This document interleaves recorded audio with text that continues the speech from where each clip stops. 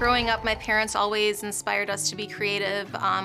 There weren't a lot of toys around the house, but we always had pencil and paper, so we were always drawing. I remember even in the restaurants, we would turn over a placemat and draw, so creativity was kind of big in our household. And Mario specifically, I remember as early as elementary school, him creating a comic book, and then later on he was in publications, both middle school and high school.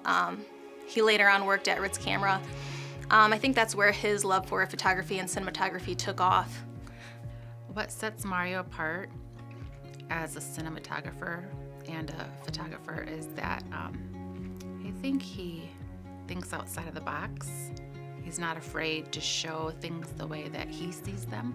Not only does he think outside the box, but he basically lives there. Mario embraces differences in people, places, and ideas, never hypocritical or judgmental. Mario has such a creative mind. He brings depth and authenticity to his work, and whatever he creates is never an accident. He has definitely stayed persistent with his approach. He's determined to capture it in ways that I think shows he has that touch, that eye. He gets it, and it's always there. He won't miss it. And I think with other artists, there's times where we're definitely harder on each other, critiquing work, and always trying to find something that you would have done different. I'm such a fan. I don't think there's ever been a time I've looked at any of his work and been like, I wouldn't have done that, or there's no way that should fly, or a lot of times I'm just impressed that it is what it is. I think what drives Mario the most now probably is his family. I think to start out with, I think it was just the love of the game. I think he just really enjoyed the art of it. We were always very proud of Mario. I know it wasn't always easy for him being so far away and not having just that emotional support available all the time, but he did work at Ritz Camera again in California for a little while until he got his feet wet working jobs here and there. Eventually it was a big milestone when he was able to leave Ritz Camera and pursue freelance as his full-time position. We were very proud of him. It was exciting to hear about his encounters with celebrities and watch new videos that came out.